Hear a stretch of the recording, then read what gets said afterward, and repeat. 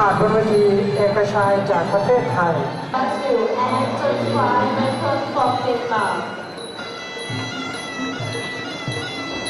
เลยครับเรียบร้อย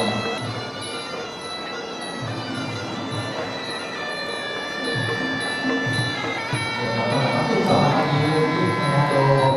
สัญญาณไม่ถูก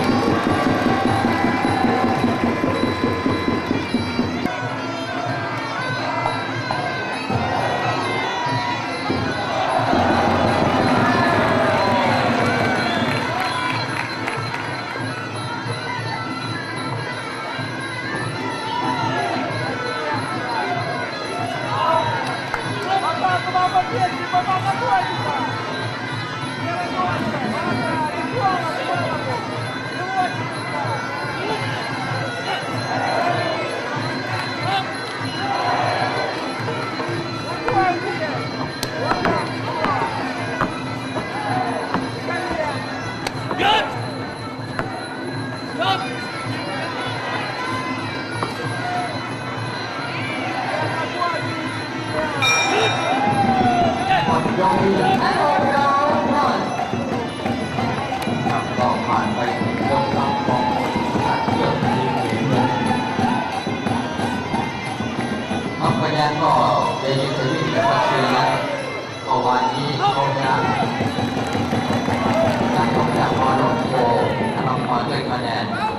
เช่นเดียวกับของมัธชัยกับสัตว์ป่าพิยารำไว้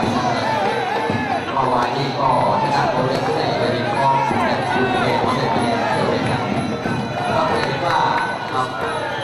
สัตว์ป่าพิยารำคนนี้เมื่อวานนี้ก็โชว์เรื่องของเขาลูกที่ถนัดของเขา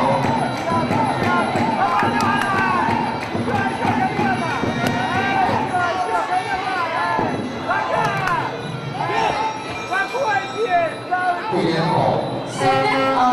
ยกที่สอง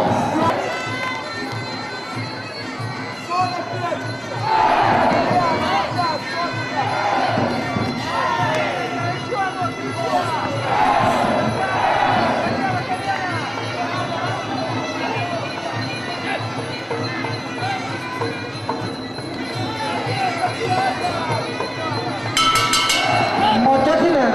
Eight of round.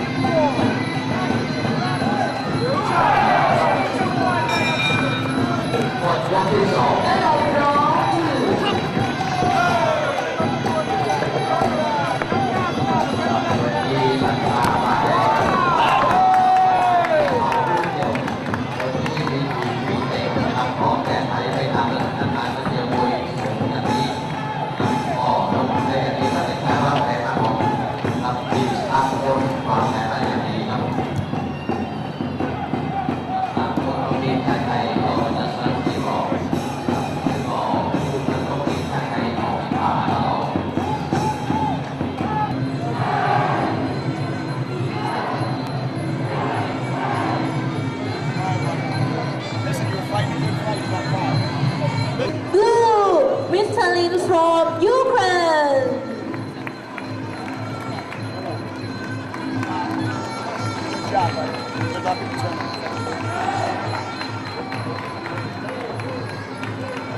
All right, Jason, let's